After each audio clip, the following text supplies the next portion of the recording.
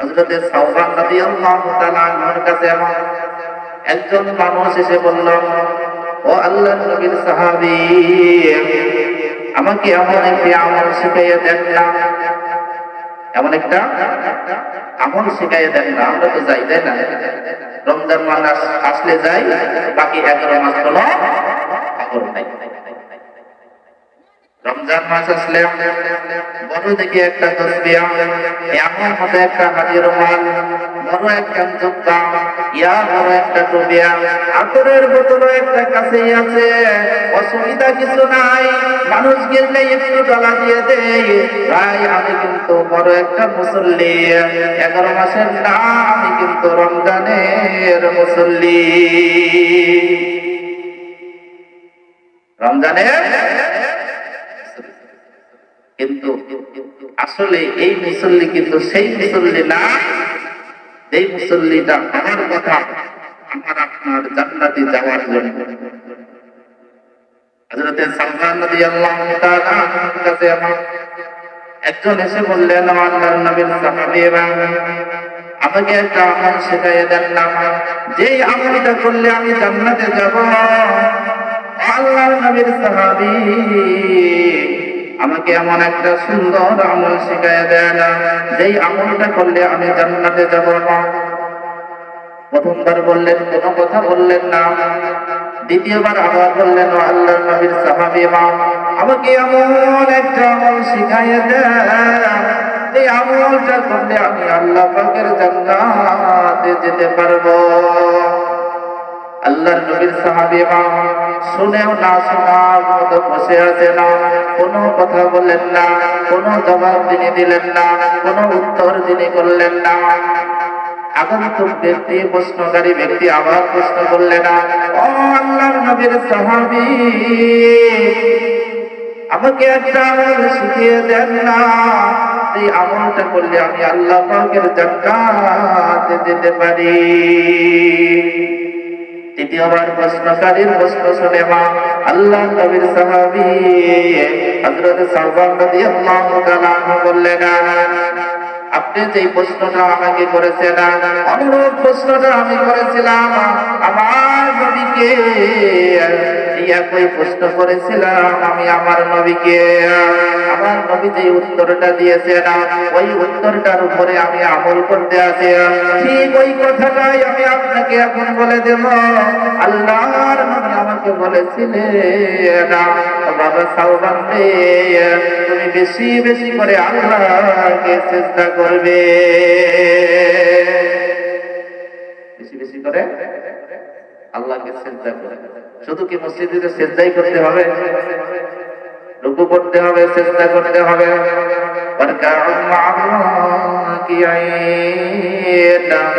রুকুকারীদের সঙ্গী হতে বলেছেন আল্লাহ, রুকুকারীদের সাথে রুকু করতে বলেছেন আল্লাহ। দুনিয়াতে যারা রুকু করবে না, পরকালেও তারা আল্লাহকে সিজদা করতে পারবে না। তাদের মাজাটা বেঁকা হয়ে থাকবে না, তাদের মাজাটা সোজা হয়ে থাকবে। মনে হচ্ছে একটা পোল দ্বারা রয়েছে, মনে হচ্ছে একটা পিলার দ্বারা রয়েছে। আল্লাহ পাক সিজদা করতে বলবে না, তারা সেই দিন সিজদা করতে পারবে না। যেই দিন আজকের এই মাহফিলে আসলো না, আমাদের কথাটাও বুঝলো না, আমাদের কথাটাও শুনলো না, ওরা কোনোদিন আল্লাহ পাকের ওই হাসরের ময়দানে আল্লাহ পাককে সিজদা করতে পারবে না।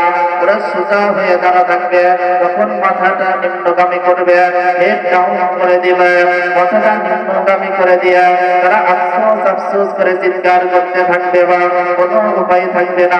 ঠিক আল্লাহর নবীর সাহাবী নবীজির কাছ থেকে যে আমলটা শিক্ষা করেছে, এই আমলটা বললে না যে আমি আল্লাহর রাসূলের কাছ থেকে একই প্রশ্ন করে যে আমলটা শিখেছি, আমিও তোমাকে সেই আমলটাই শিখিয়ে দিলাম।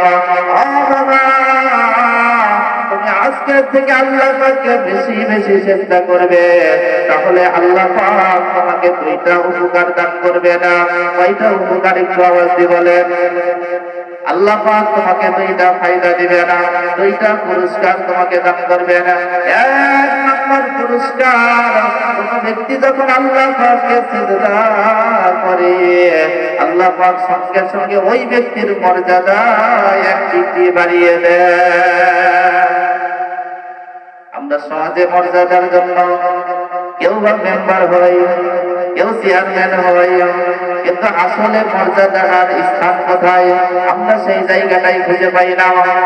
আল্লাহ রাসূল সাল্লাল্লাহু আলাইহি ওয়াসাল্লামের সাহাবী বললেন, তুমি যখন একবার সিজদা করবে আল্লাহ পাক তোমার মর্যাদায় এক ডিগ্রি বাড়িয়ে দিবেন, আবার যখন তুমি সিজদা করবে আল্লাহ পাক তোমার মর্যাদায় এক ডিগ্রি বাড়িয়ে দিবেন। ততবার তুমি আল্লাহ পাককে সিজদা করবে, আল্লাহ পাক ততবার তোমার এক ডিগ্রি করে মর্যাদা বাড়িয়ে দিবে। 2 নম্বর পুরস্কার হলো তোমার জিন্দেগীর যত গুনাহ আছে আল্লাহ পাক এক একটা করে গুনাহ মাফ করে দিবে। একটু জোরে বলা যাবে নাকি সুবহানাল্লাহ? রবকে তোমার দিন কি তোমার রাসূল তোমার কে, ফেরেশতা আসিয়া যখন জিজ্ঞাসা করিবে, ফেরেশতা আসিয়া যখন জিজ্ঞাসা করিবে, রবকে তোমার দিন কি তোমার রাসূল তোমার কে, ফেরেশতা আসিয়া যখন জিজ্ঞাসা করিবে, প্রস্তুতি নাও সেই জবাবের লাগি, নামাজ পড়ো রোজা রাখো জীবন করো ইসলামের উপর ফকির, যেথায় তোমার রাসূল বিনে বন্ধু না মিলিবে। তোরে বলেন ঠিক কিনা? যেথায় তোমার রাসূল বিনে বন্ধু না মিলিবে, রবকে তোমার দিন কি তোমার রাসূল তোমার কে, ফেরেশতা আসিয়া যখন জিজ্ঞাসা করিবে। ফেরেশতা আসবে কিনা? ফেরেশতা আসবে কিনা? আমাকে আপনাকে যখন কবরের ময়দানে রাখা হবে, ফেরেশতা এসে কিন্তু জিজ্ঞাসা করবে, মান রব্বুকা, তোমার রব কে, ওমা দীনুকা, তোমার দিন কি? যদি না জানা থাকে তাহলে কিন্তু ওই দিন আমাকে কিন্তু ছাড় দেওয়া হবে না। আমার নবীকা, তোমার নবী কে? এই তিনটা প্রশ্নের উত্তর যদি কোনো মানুষ না দিতে পারে তাহলে এক কদম সামনেও যেতে পারবে না, পিছনেও আসতে পারবে না। বিশেষ করে নবীজি বলেছেন সূরা তাকাসসুর করে দেখবে না, হাসরের ময়দানে প্রশ্নের উত্তর যদি কোনো মানুষ আমরা না দিতে পারে এক কদম সামনেও যেতে পারবো না, এক কদম পিছনেও যেতে পারবো না।